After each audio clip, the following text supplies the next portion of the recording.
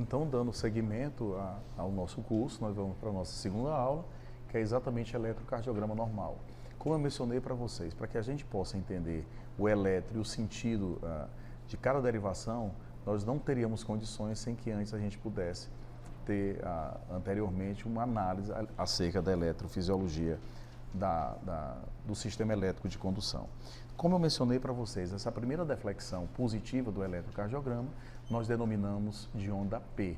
A onda P, ela denota a ativação de ambos os átrios. Na sua primeira metade, ativação do átrio direito, na sua segunda metade, ativação do átrio esquerdo. A seguir, nós temos, recapitulando, uma linha isoelétrica que separa a onda P do QRS, que nós denominamos de segmento PR. Bom, a somatória da onda P mais o segmento PR, nós denominamos de intervalo PR. No eletrocardiograma normal, nós temos uma velocidade padrão da agulha que faz todos os seus eventos do eletro. A velocidade padrão é em torno de 25 milímetros por segundo. Se você fazer uma regra de 3 simples, você vai ver que nessa velocidade padrão, você tem que, em duração, cada milímetro equivale a 0,04 segundos ou 40 milissegundos. E, na sua vertical, isso no plano de ordenada e abscissa, nós temos na sua vertical a voltagem e na sua horizontal nós temos a duração. Em voltagem, cada milímetro na sua vertical equivale a 0,25 milivolts. Então, isto é importante para que a gente possa não só mensurar a amplitude de cada evento, como também a sua duração. Por que isto é importante? Porque nas próximas aulas vocês vão ver que alterações de amplitude e de duração da onda P já vai mensurar a favor das sobrecargas de câmaras, que é o assunto das aulas subsequentes. Mas para o nosso entendimento na nossa aula, a onda P normal, ela vai ter uma duração no máximo de 0,08 segundos ou de 80 milissegundos. Acima disto, uma duração maior já vem a ser uma alteração patológica, nós vamos ver nas aulas subsequentes. E uma duração normal da onda P até 0,25 milivolts, ou seja, até 2,5 milímetros na sua vertical. Isto é importante que a gente veja, porque na interpretação do eletrocardiograma normal, torna-se obrigatório a medida da duração e da voltagem da onda P. Recapitulando, 2 milímetros de duração, até 2 milímetros de duração, de 0,08 e na sua amplitude, 2,5 milímetros, 0,25 milivolts, já que cada milímetro equivale a 0,01 milivolts, tá ok? Então, isto é importantíssimo para que a gente possa saber exatamente a duração e amplitude da onda P. A seguir, nós temos o segmento PR.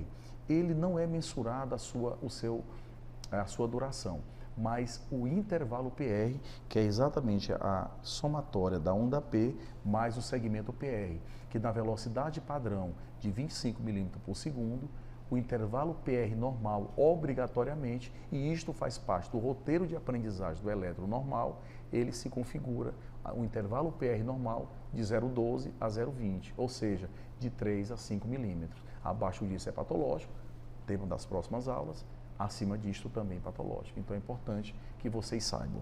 O complexo QRS, aqui nós já temos, que nós tínhamos visualizado antes, mas aqui já tem, a primeira deflexão negativa, caso venha antes da onda R, é denominada de onda Q.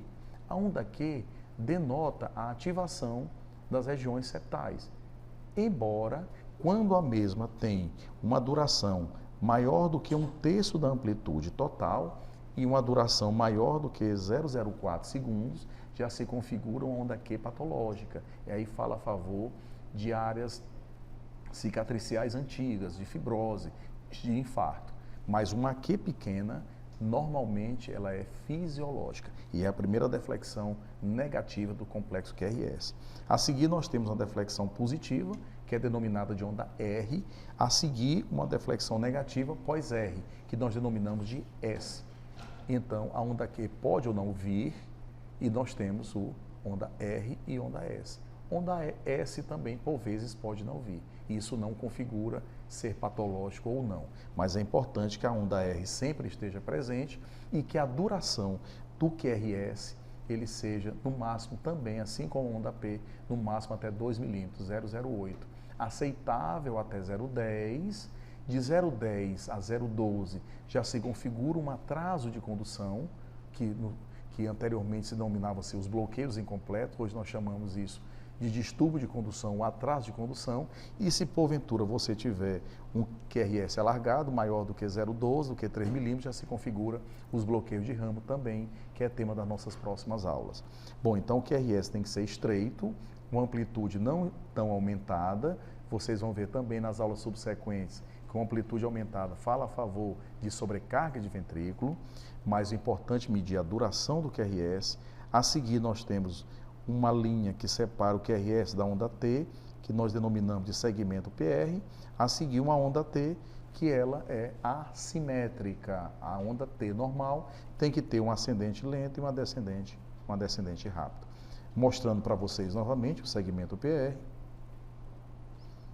a seguir o intervalo PR, que é o somatório da onda P mais o segmento PR, a despolarização ou ativação ventricular, percebo que o QRS é estreito, a seguir nós temos o segmento ST e logo, finalmente, nós temos a onda T, que denota exatamente a repolarização ventricular.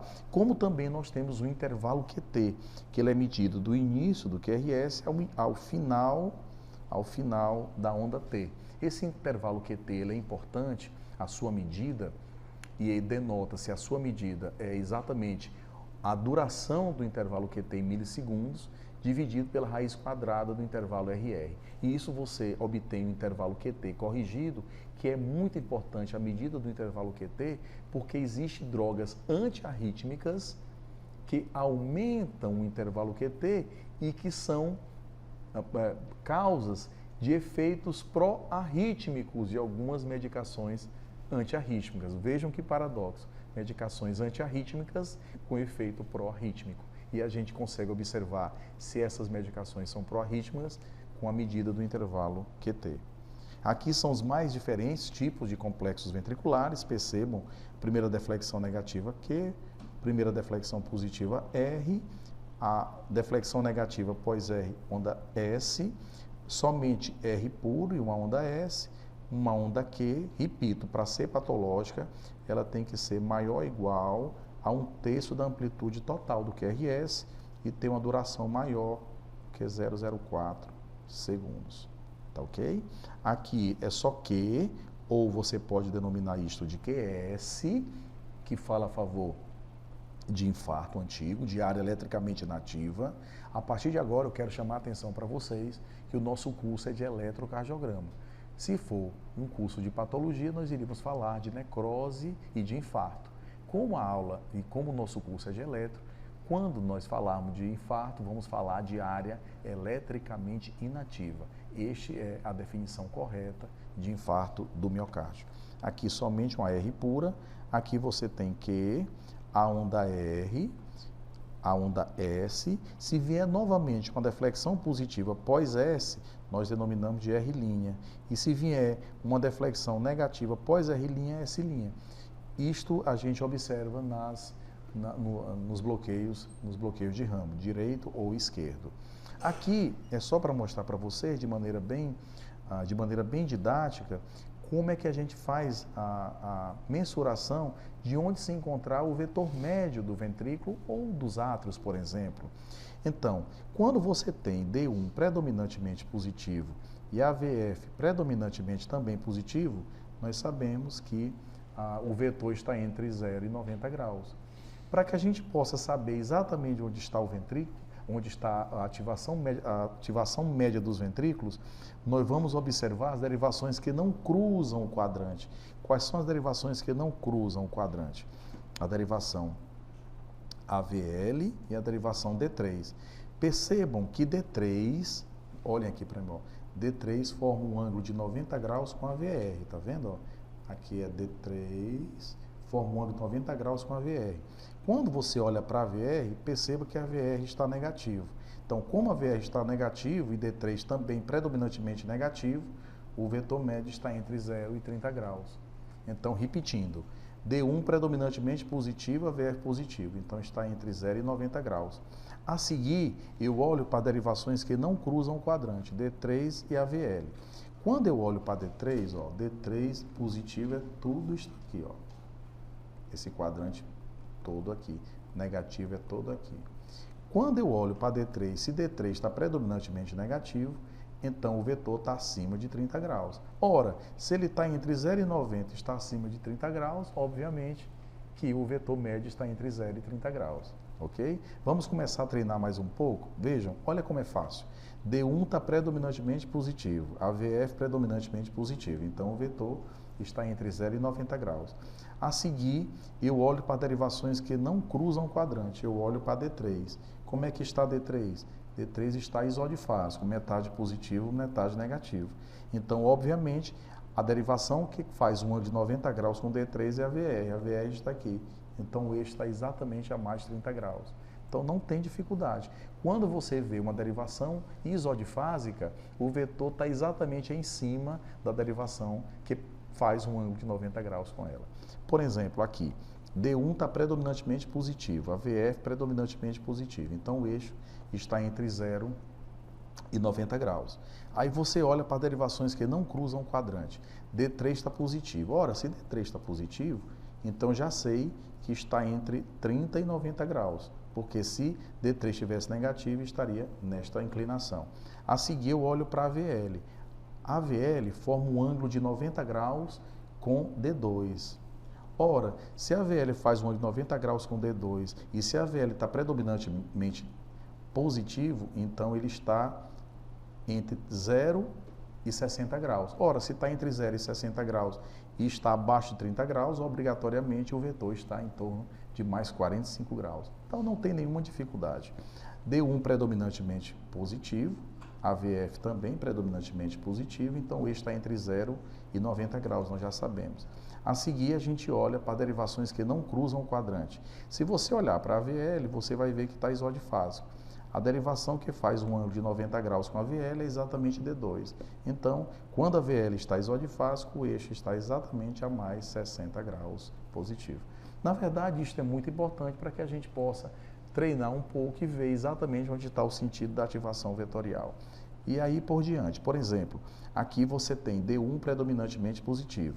Você olha para a VF está isodifásico, metade positivo, metade negativo. Então, se está isodifásico, o vetor está exatamente em torno de 0 grau. Então, não tem nenhuma dificuldade. Aqui, novamente, vejam, D1 está isodifásico. Se está isodifásico, o vetor médio da ativação do ventrículo está exatamente em cima da derivação que faz um ângulo de 90 graus com D1, que é a VF. Então, o eixo está em mais 90 graus. Então, não tem nenhuma dificuldade, novamente, as diferentes conformações do complexo QRS. E a partir de agora, já que nós vimos as derivações D1, D2, D3, AVR, AVL, AVF, eu queria que vocês memorizassem exatamente o sentido de cada derivação, porque ao final agora desta aula, nós já vamos montar em nossa mente todo o eletrocardiograma. Vocês vão montar comigo e vocês vão ver que tudo isto que nós falamos valeu a pena ter aprendido. Então, já que nós já vimos D1, D2, D3, em sentido decrescente do alfabeto, AVR, AVL, AVF. Então, D1, D2, D3, AVR, AVL, AVF. Nós já vimos essas 6. As 3 primeiras ditas bipolares e as 3 últimas ditas unipolares. A seguir, e nós já tínhamos as derivações bipolares e as unipolares, do plano horizontal. Mas nós não tínhamos derivações que vissem a região precordial, que ou seja, da parede anterior do coração. E a partir daí criou-se 6 derivações. A primeira derivação, dita derivação V1, está no 4º espaço intercostal e direito. A derivação D2 está no 4º espaço intercostal esquerdo. A derivação V4 está na linha hemiclavicular. V3 está na região exatamente intermediária entre V2 e V4. V5 na linha axilar anterior. V6 na linha axilar média. Então, a partir daí, foram criadas derivações do plano horizontal, de V1 a V6. E percebam que o eletrocardiograma, e a partir de agora nós já vamos entrar no eletrocardiograma, eu queria que vocês memorizassem tudo aquilo que nós falamos para vocês, para que a gente possa exatamente entender na elaboração do traçado eletrocardiográfico. Vocês lembram daquele traçado, nas aulas anteriores, que a gente viu aqueles vetores em cada milésimo de segundo? Vocês lembram que à medida que se passavam aquelas fotografias instantâneas, os vetores iriam se deslocar para a esquerda?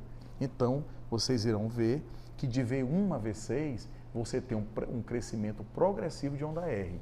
Por que que cresce a onda R?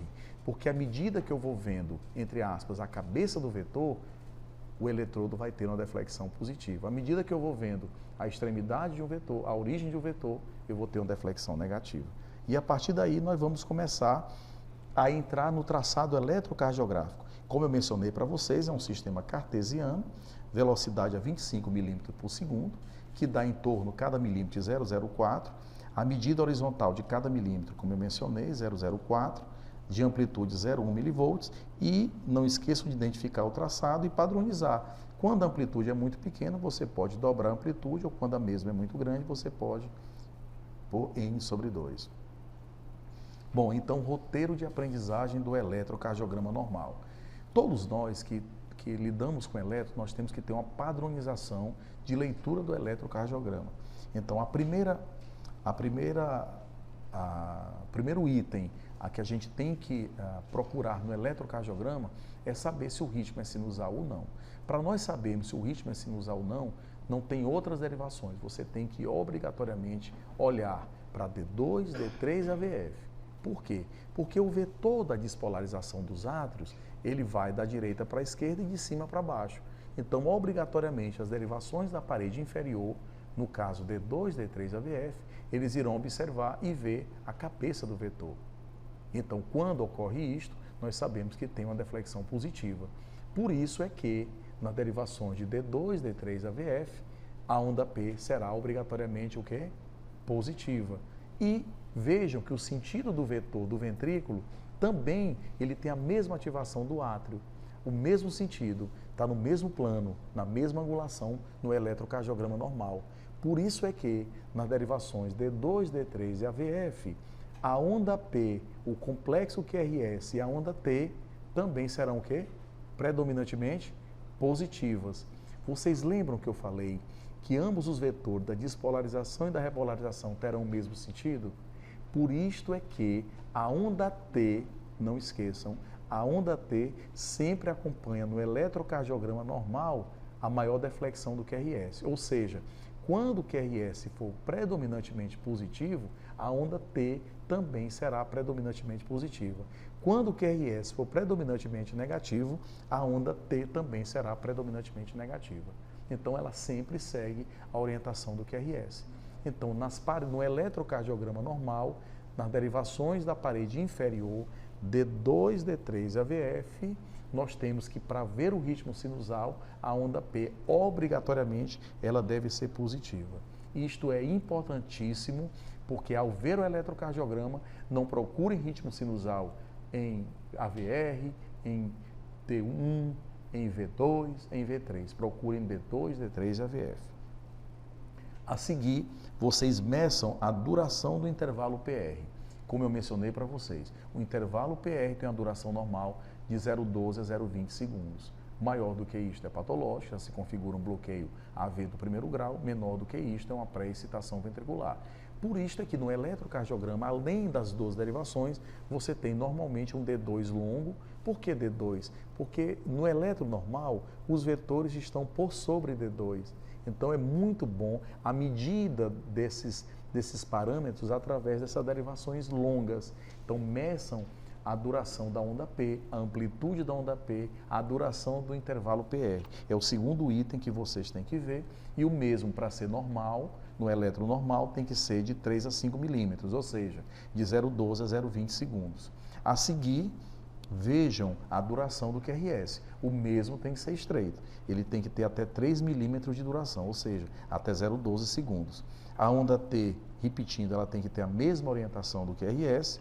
E já que o vetor da parede livre se dirige para a esquerda, então, obrigatoriamente, nós vamos ver nos eletros subsequentes agora, vocês vão observar que no eletrocardiograma normal, a onda R, ela tem que crescer de V1 a V6 e a onda S, ela tem que diminuir.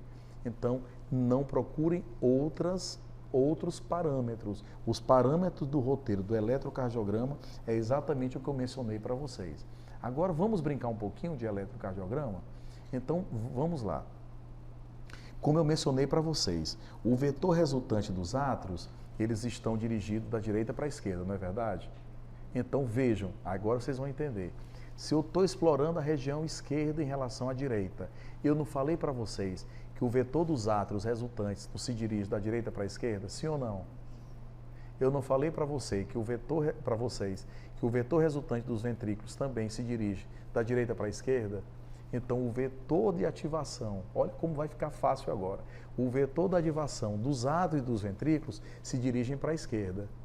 Então, toda derivação que eu explorar o lado esquerdo, todos os eventos terão que amplitude, deflexão positiva ou negativa. Entenderam agora? Por isso é que foi importante aquela nossa primeira aula. Então percebam, já para entender eletro tem que entender vetocardiograma. Então, já que os vetores, tanto dos átrios quanto dos ventrículos, se dirigem, prestem atenção, se dirigem da direita para a esquerda e de cima para baixo, então as derivações da parede inferior e as derivações da parede lateral, no caso D1 e AVL, todas terão seus eventos positivos ou negativos?